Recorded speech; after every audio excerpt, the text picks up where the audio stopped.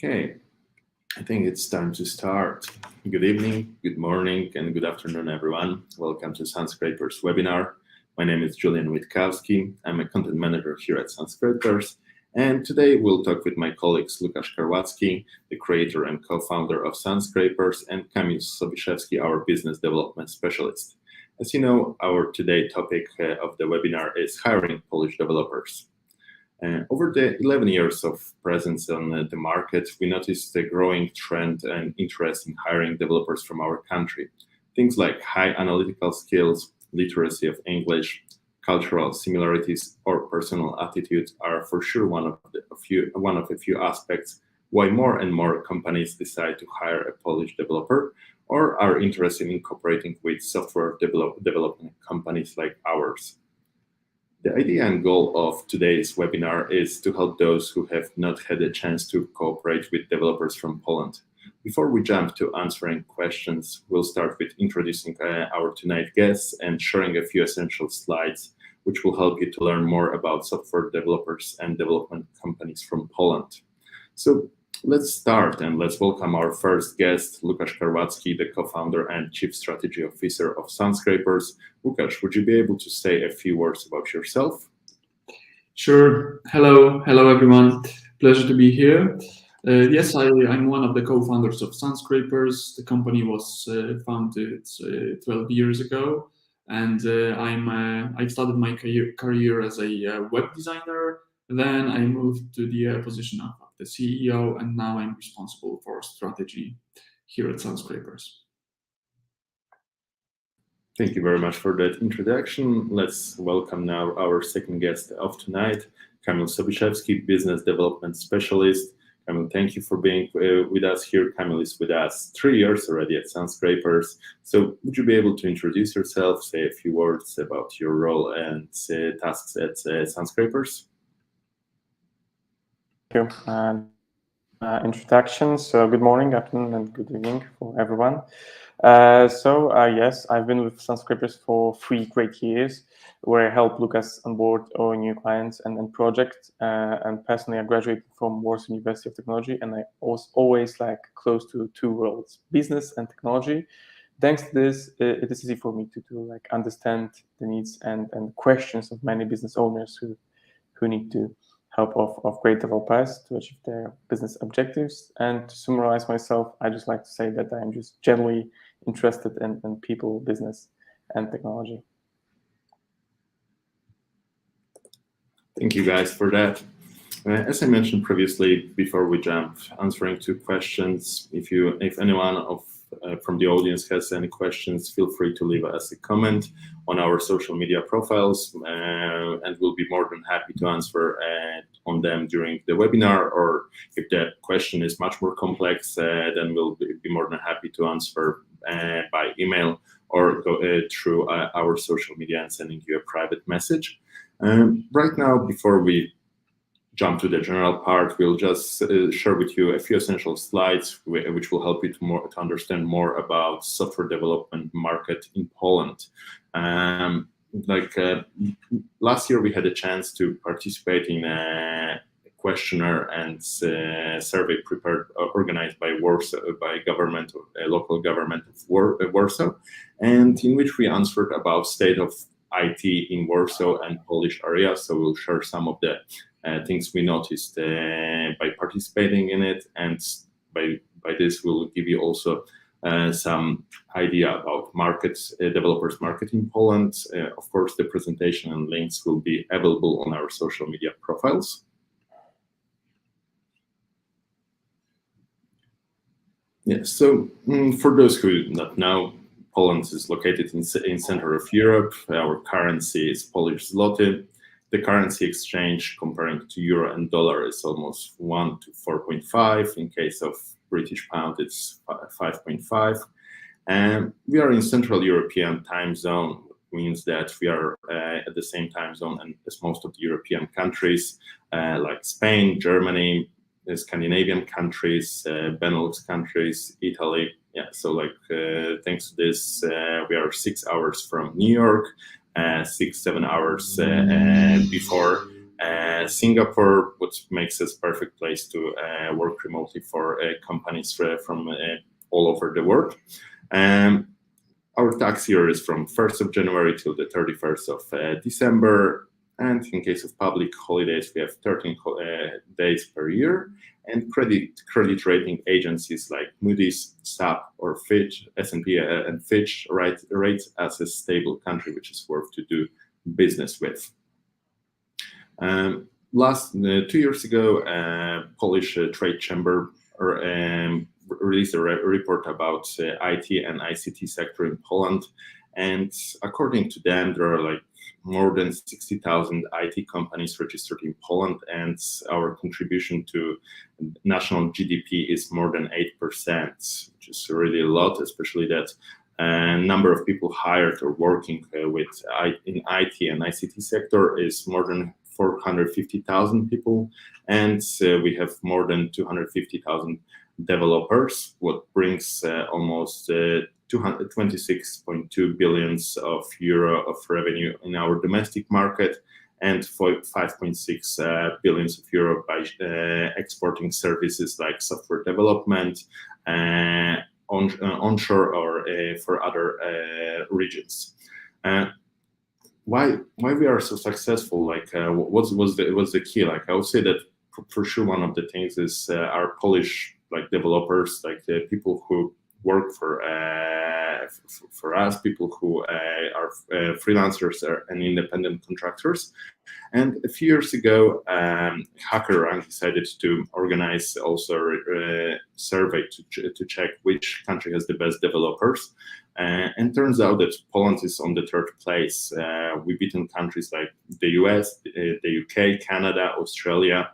That quality of and knowledge and level of expertise of our developers is really on one of the highest levels from all the countries around the world.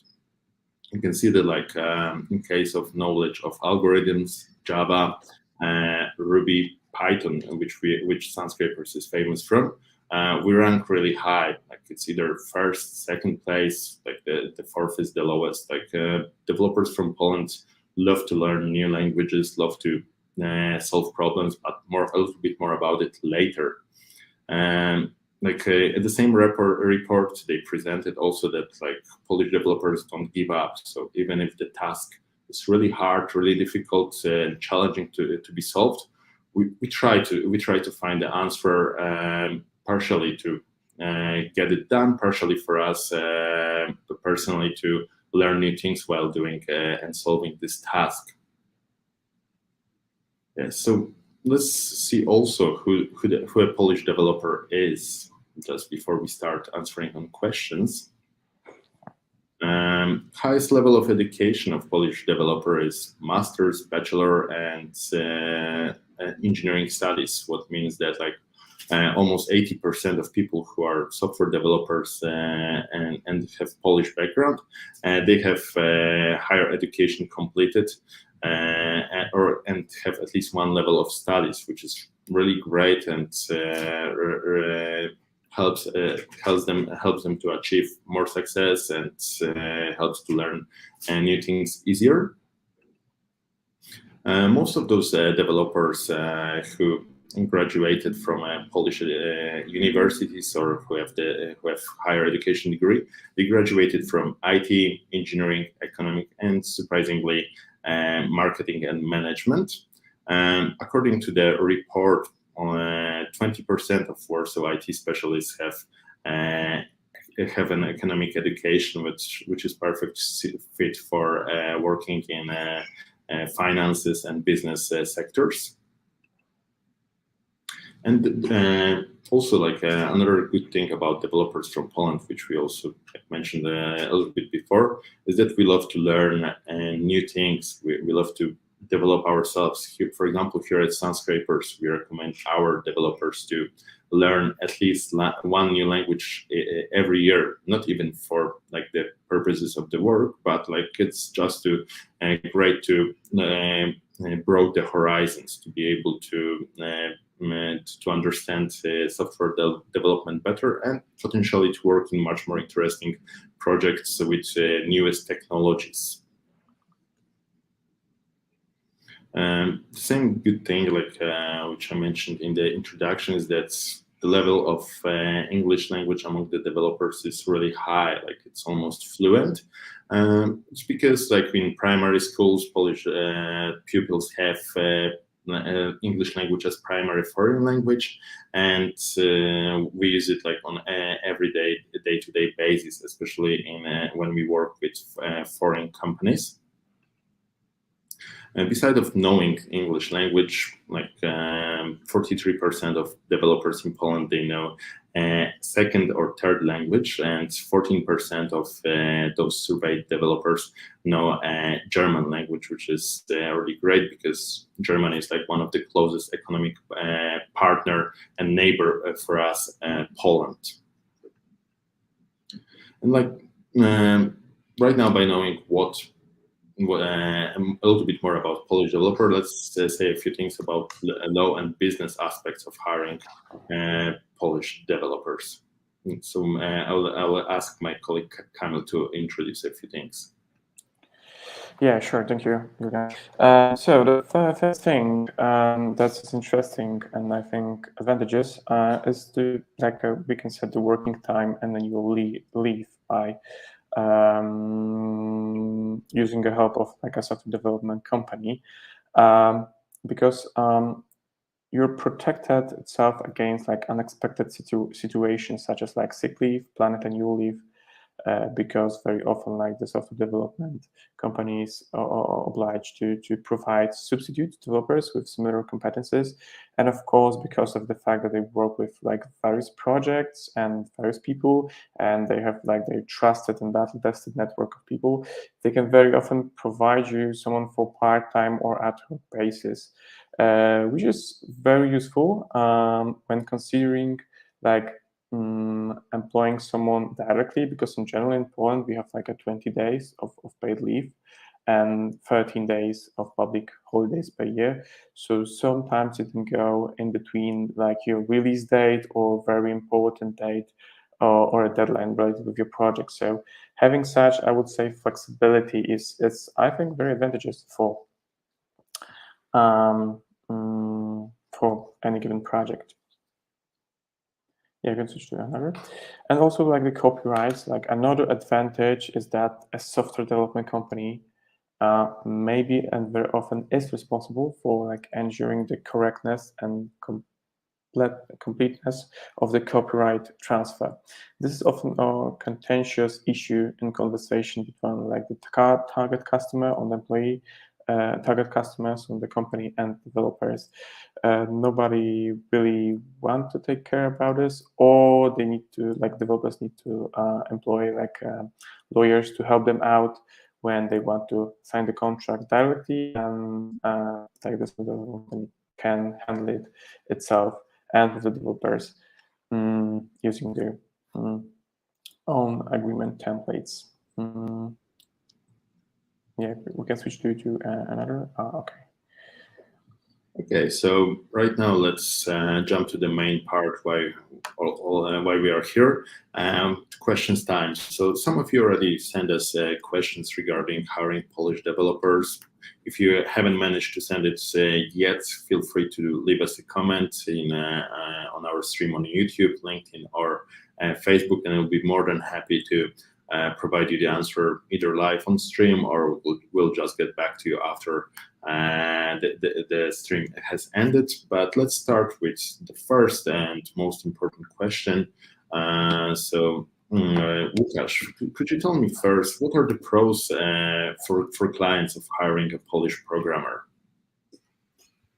Sure. Okay. So the answer will depend on who the client is, who you are, but it may make sense for many reasons. I mean, Poland is in Europe, so it's very close to Western European countries who look for nearshoring partners. So location is certainly a plus there. We're not far away from US neither, so we successfully work with companies from both the East and West Coast.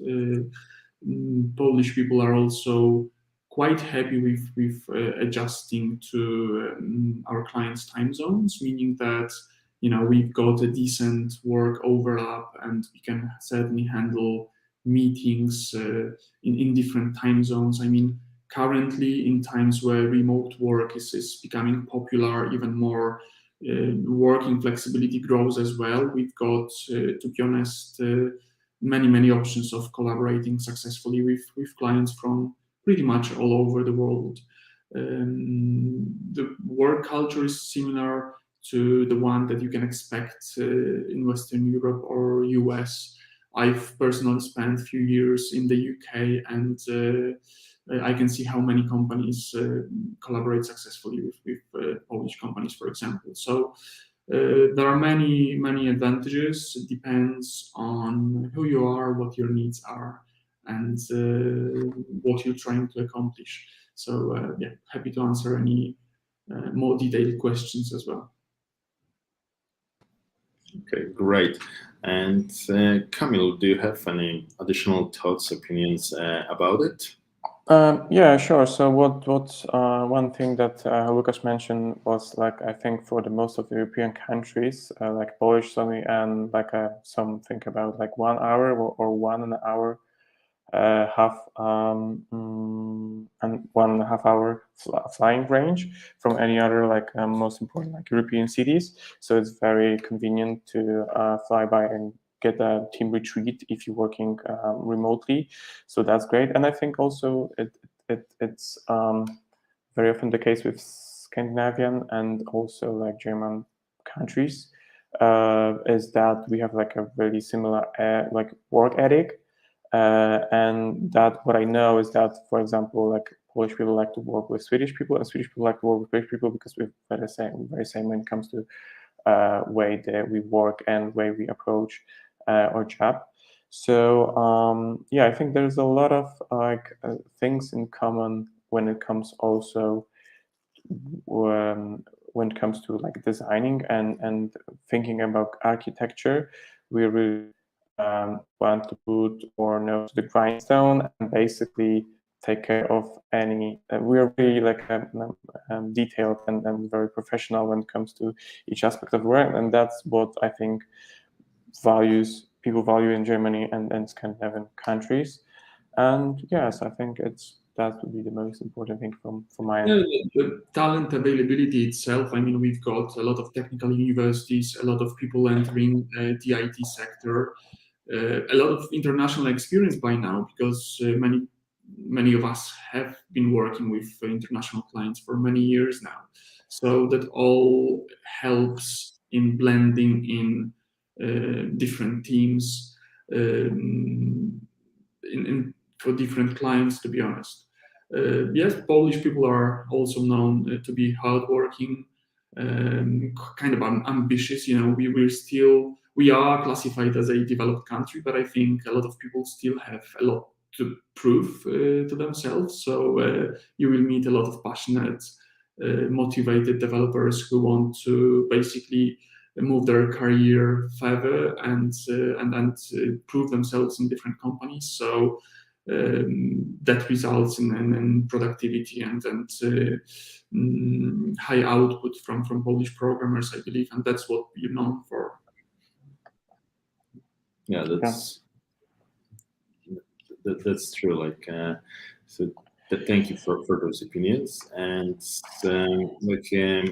in your part of the presentation, Kamil, you mentioned a little bit about like the copyrights, public holidays, and like the government and legal aspects. So the next question, maybe you can start to answer that with your answer, is what things can make the clients feel safe about their cooperation with Polish developers, like economy law, and like what's your opinion on that? That's a good one. I mean, everyone that already has some experience with Poland, or most of the people I know, are happily coming back and then looking for either employees or vendors there.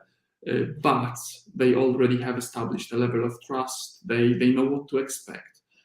For some other people, not everyone is maybe familiar with Poland and then the details of our country. Usually, this takes a bit of learning to start feeling safe about working with us. We are on the border of European Union, but we are within the European Union, meaning that doing business with us is easy. I mean, we follow international law standards. We've got a lot of utilities and companies that make dealing with Polish businesses and Polish professionals easy. Different financial institutions start at different ways of paying us.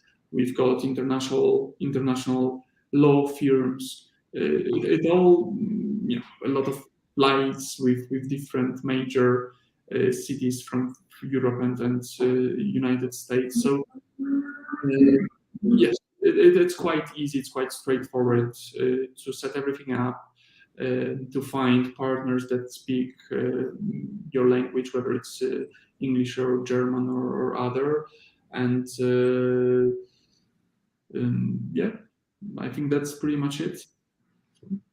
Okay. And Kamil, what's your opinion in this matter? Yeah, definitely safe about that. I think the person company with very business mind alike people here. I think still Poland is in on a stage when we're still wanted to be excel and develop it ourselves as to be business professionals and professionals in any other aspect or sector when it comes to IT or any other, as Łukasz mentioned, law and all that. So I think they will find a lot of really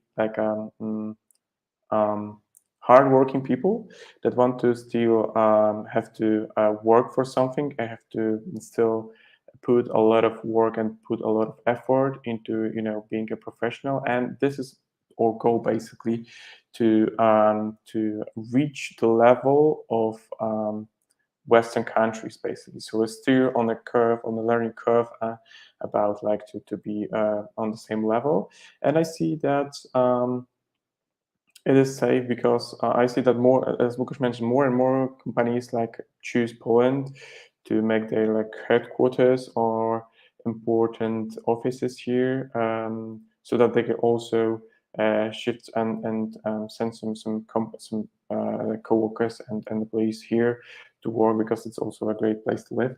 So I think definitely a person or a company can feel safe that they will find somebody who's competent and will be able to provide great value from the day one. Yeah, right now, like you mentioned, more and more companies decide to open business in Poland. So the most perfect and recent example would be Google, who decided to invest a couple of $billions to open headquarters for this region in Europe, and it will be based here in Poland. So this is one of the best examples to show that this, what you're saying, makes a lot of sense. But learning curve, yeah, it's also good idea that we still have a lot to learn as a country, but in case of the software development solutions, I think that we are ahead of many countries. What the report we presented showed. So Łukasz, maybe to add on that, objectively speaking, Poland has made great progress over the past 30 years. I mean, it changed dramatically even in the most recent 10 years, but I saw the report where it said that among countries that grew the most in the last 30 years, China was first, Poland was the second one. So it's not to be underestimated. I mean, we've got quite a decent financial center here in Warsaw, and the whole development of the country is partially driven by the growth of the IT sector and the appreciation of our developers and companies by foreign clients. Yeah, sure. And also I think among despite Google, Amazon, I think also opened the new headquarters here. So that's also it's not by just a chance. And we will have the tallest building in Europe quite soon. I mean, they are counting it with the antenna, which is maybe a little bit, cheating. I think that without it, SHA will be still the highest one, but yeah, nobody, not everyone should know. Yeah. So just to summarize from my end is that they, like the people in the companies, definitely find somebody who is open-minded, who want to learn and want to work hard. And I also this weekend I talked with a friend who said that what differentiate or Polish people from others is that they really, if they aim to become someone, they will really do it in a timely manner. Basically, it's not that they just thinking about their career as just being in the same like dead end job for, and not really developing itself as a professional. They rather know that they constantly have to learn, especially in IT, because the technological landscape change and shifts from day to day. So yeah, that's what we see from, I think, all employees and colleagues, that they constantly, although they have like families there and they have other like hobbies, they still want and learn some new things each day. So yeah, that's great. Yeah, it's a good thing that you mentioned right now, like learning new things, current trends, because like the next question from me to you, Kamil, is what are the current trends informing the software development team in like overall, not just in Poland, but like globally?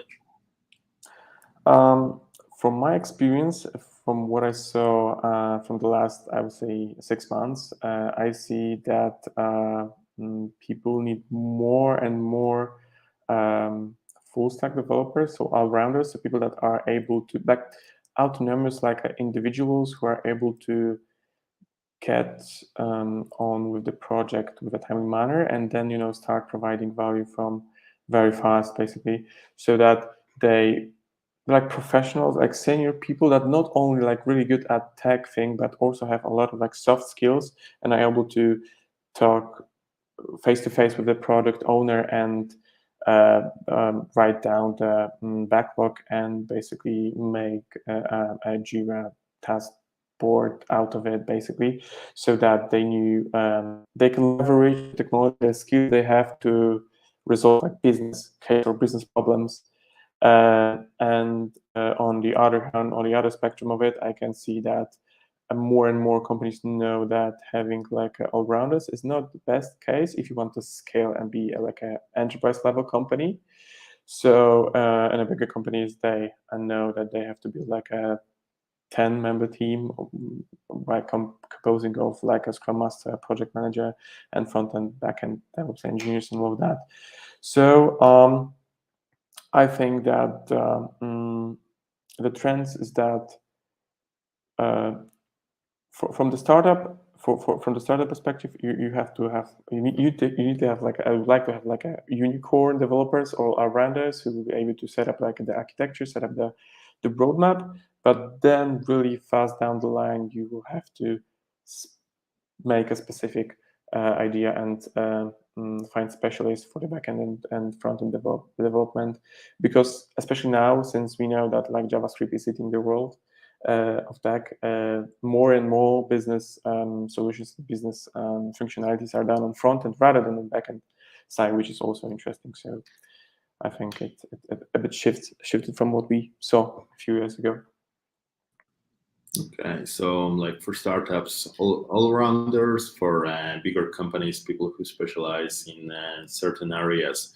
And what's your opinion, Łukasz, in that matter? Do you agree, or you have also a different point of view? Yeah, I think the fundamental trend is growing demand and still relatively small supply, which drives the prices, the cost of software development up everywhere and around the world. So the companies are reaching further in the search of talent. So we see globalization, remote hiring, especially that accelerated after COVID. So that's the new remote reality, going global and then looking for the talent everywhere.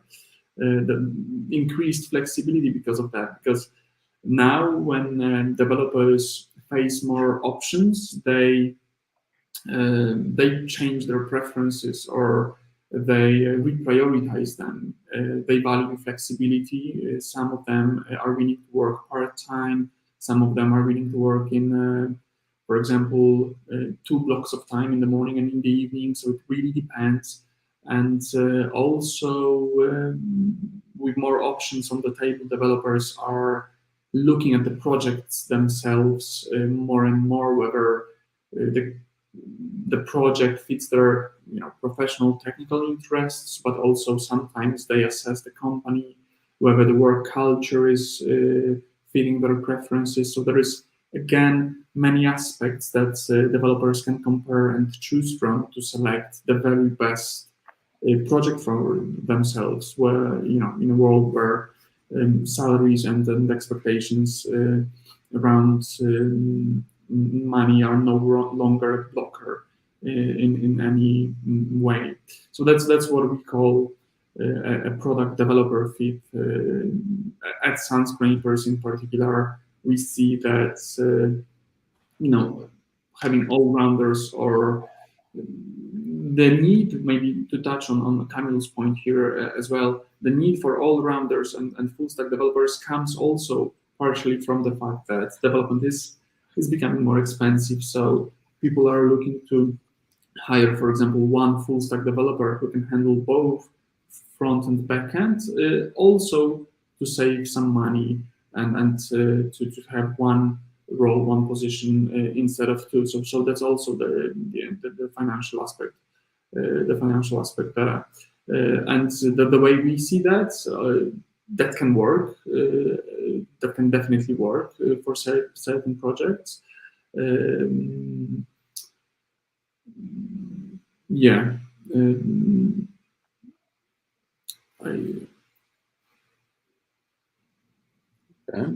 I think I've lost my point there, but that can definitely, full stack development is definitely working for certain types of project. For some others, it's not going to be such a great option, but that again depends on project specifics.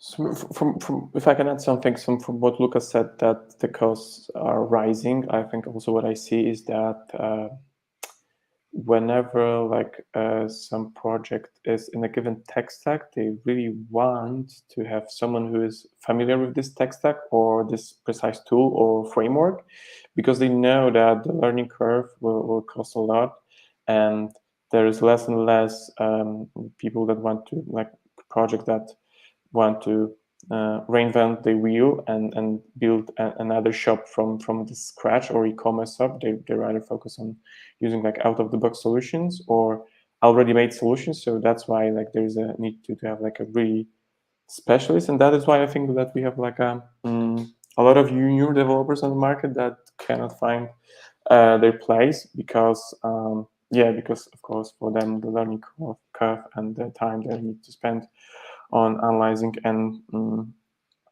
the solution with also a company. So yeah, that's another aspect, I think. Right. I know what I wanted to say. So all-rounders can be good for certain projects, but there is the increasing challenge for software development companies like ourselves to hire all-rounders, purely because technology evolved in a way that needs more and more specialization, and developers' preferences also are more emphasized than previously. So having an all-round developer doesn't necessarily mean that the person will be the best fit for every certain project. So what we also started doing now is to look for specific developers for very specific projects and make the fit assessment individually based on individual circumstances, both on the developer and client level. Yeah, you have mentioned that in one of your blog posts, Product Development Fit. I shared the link to this blog post for everyone on our social media platforms. So right now, you guys, after to the entire audience, you can read a little bit more about this new change that right now developers choose the project because of like their personal reasons. It's not what technology they want to learn. So feel invited to read it, and also feel invited to contact us if you have more questions about this approach which we have here at Sunscrapers. Like moving on to another question. So like we already mentioned that Polish developers have a good reputation around the world, and does it help you to find new clients, contracts? So maybe Kamil, let's start with Kamil now. Yeah, sure. That's what I see on a daily basis when contacting for clients. So yes, Polish devs have a good reputation around the world. Although I would say that there are still a lot of countries or people, especially in the US, that haven't heard about their expertise or haven't heard anything about like the quality of Polish devs. So it's not necessarily that like the whole world know or value basically. It's not the case every time, but yeah, very often when like company approach us, they say that they have some family in Poland, or they work with Polish people, or they have like a friend or wife or something. So that connection kind of help. Yeah, and but what I said previously, like especially for like a Sweden, Norwegian, or generally Scandinavian countries and Germany, they say that yeah, they work with Polish people and they have really similar work ethics, so that definitely helps us out. And the fact that we specialize and only like source people on the Polish market, so that they know in this way that we kind of know the specificity of this market and know like how to find great people and how to assess if they're really good at what they do. Yeah, so it's that definitely helps, but sometimes it's not the case, and you have to basically tell a little bit why we are so good. But of course, as you show on the presentation, a bit of reports on that, so it's easy. Łukasz, what's your opinion about it? Yeah, same. I mean, if somebody had already some contact with Poland, then yeah, the process of setting up a contract is usually a very straightforward one. But many people still haven't heard of Poland from the side of the country that has, you know, a great IT talent pool. So there is some work that still needs to be done. I think on the general like PR of Poland and the fact that we are one of the biggest providers of IT specialists in the world, and then we've got some very talented people here.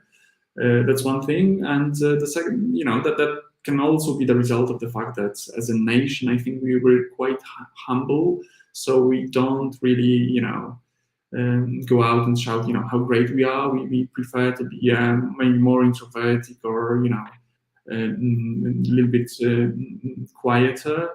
So we also need to do some work there to just like, showcase all the great things we've done and make ourselves more popular on the sort of like scene of the world. And I think that's happening. But we still have some work to do there. That's great. Like, so do you think that like companies or talents from Poland are able to help startups and companies from the US and Western Europe? Like, if yes, in which aspect, which areas are we able to help them, like to support? It's funny because when you even imagine if you were doing like cold mailing campaigns, and we also have done some in the past. We've experimented with a lot of things, but very often you will hear, no, we don't outsourcing, no, we don't hire people abroad, we don't offshore, outsource, however you want to call that. But then when you meet those people at conferences, pretty much every startup has a team and office, somewhere either in Poland or Central Europe or maybe South America. So, yes, we can certainly help a lot of startups and companies, and it's happening. I mean, it is happening. It's a huge scale, and more and more companies are deciding to open up offices here, work with Polish contractors, or partner with Polish software development companies. So that's definitely a trend as well.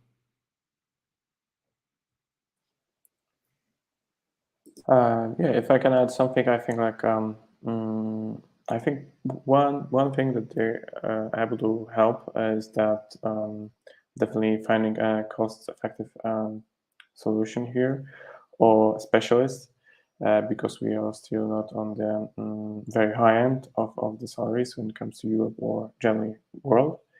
So that's one case. Another would be definitely finding great experts in a given sector, in a given tech or whatever, marketing, sales, and also a great place to set up like at the headquarters or office here, because I think like Poland and Warsaw and any other like Gdańsk or Krakow, they're really good centers for and very beautiful places to have your office and the place to live, as I said before. I think those are also good, I would say, places to have your offices if you want to expand on the western or east part of Europe. So that's a good point there. Although Poland is not the cheapest destination, and the costs are growing as they are everywhere, I think that the value for money ratio is still very, very high here because of relatively lower costs of living still. So this is a good deal from my experience. And the scene here also in Poland is very vibrant when it comes to tech and startups in general. I mean, you can make some comparisons, that Warsaw is more like New York, Krakow is more like San Francisco. There are like different communities, a lot of creative people, and tech companies and infrastructure as well.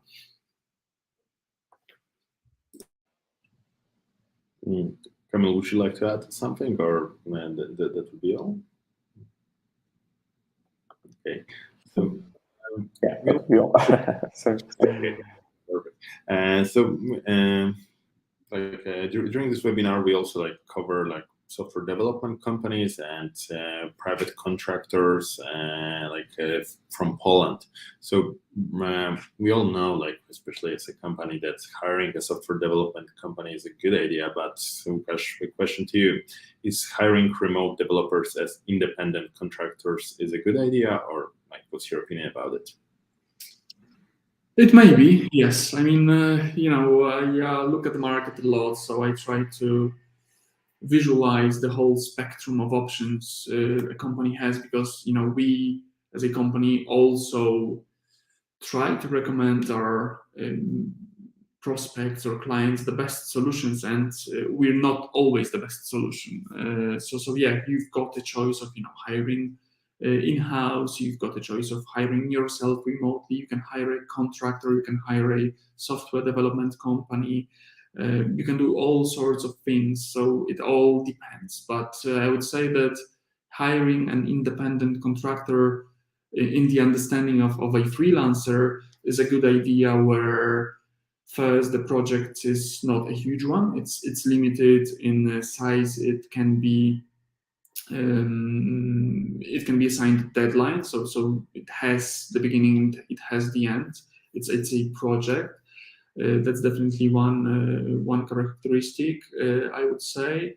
I would also recommend to have a level of supervision. So again, you can go with a freelancer, but you should have somebody in-house or on your side to supervise that person on an ongoing basis, just to make sure the project is going in the right direction.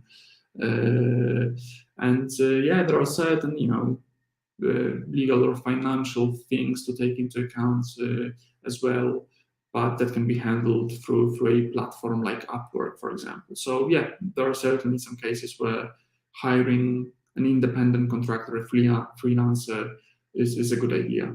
Or one more case would be where you need a very niche specific skills that you don't have in-house, and maybe it does make sense to hire for such a role in-house because you just need it for a very specific part of the project. Then again, finding the specialist like that may be the best way to go. Yeah, sure. If I can add something, I think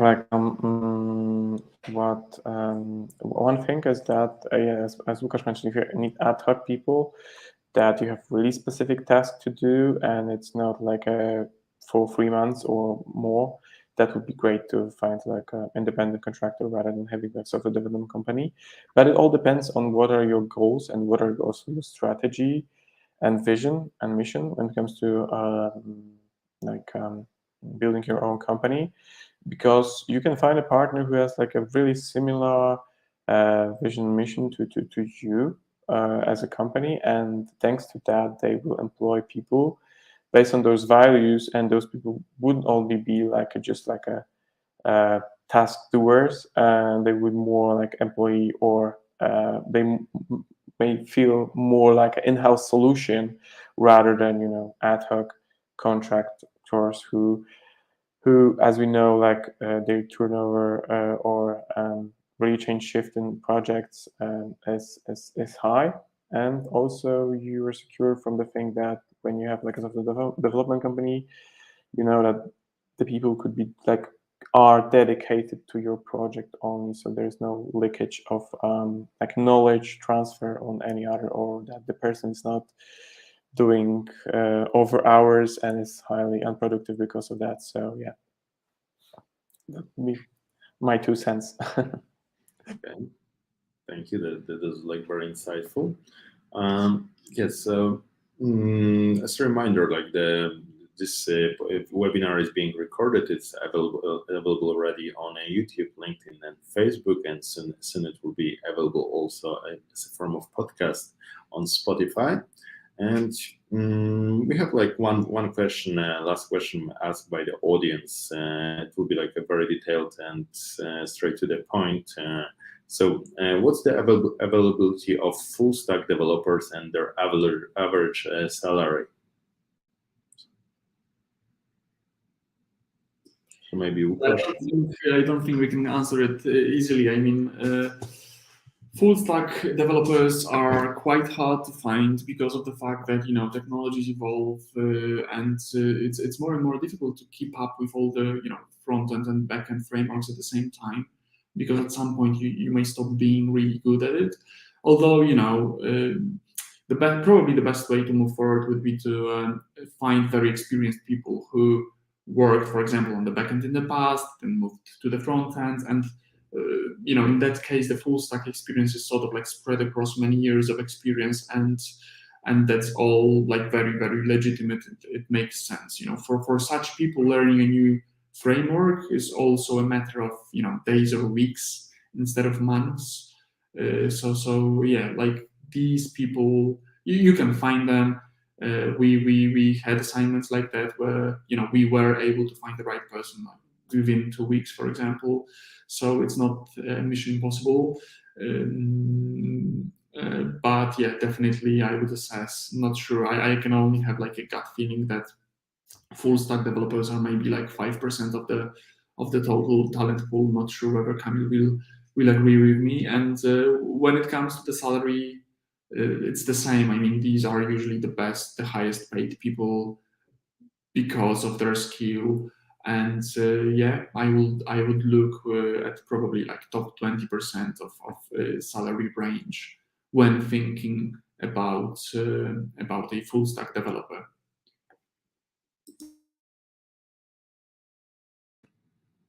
Kamil, any thoughts on that?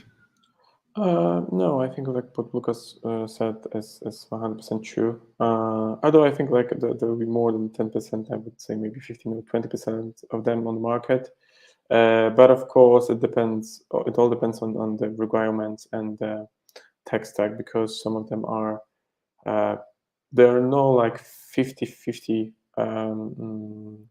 division between like a front end and back end skills. There are more like back end developers who have like a major in back end, and they switch to front end because there were no front end developers in the given project and they had to do it on their own. So I would say there is no like ideal like 50-50% front end back end, so full stack developer.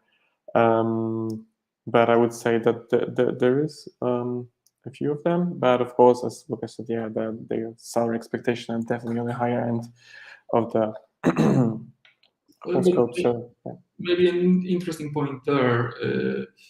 What we've seen is, as Kamil said, the balance of skills is never even. It's almost never 50-50. It's like 70-30 on the developer side. But also when it comes to projects, like clients very often ask us about like full stack developers, but then once we dig in deeper and ask more questions about the project specifics, we find out that, for example, it's the same on the project side. So there is 80% of the backend work and just like 20% of the front end, and vice versa. So very often when thinking deeply about what do you really need at any given point of time, you will come to the conclusion that you can do with either a backend or front-end developer, and not always you will need a full stack one straight away, or both. So there are certain things to consider when staffing for your project. Yeah, and one other thing is that when you have like 2 or 3 or 10 like backend and front-end developers, their skill set wouldn't like vary so much as you have like a 2 full stack developers, because the balance and also like the tool set and the skills that they have could vary a lot, because some say that they are full stack developers, but they haven't really got into, let's say, Doom manipulation, React, or anything. They just, connected like a jQuery out of the box front end to the API or something that they did.